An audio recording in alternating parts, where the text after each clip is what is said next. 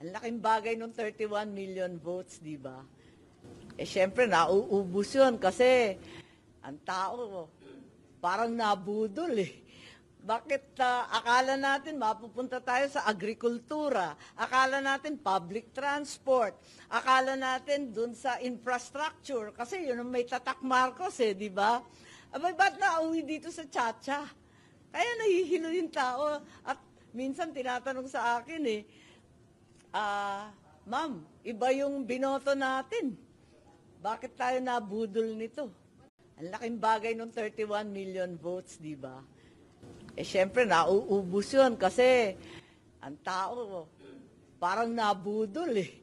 Bakit akala natin mapupunta tayo sa agrikultura, akala natin public transport, akala natin dun sa infrastructure, kasi yun ang may tatak Marcos eh, di ba?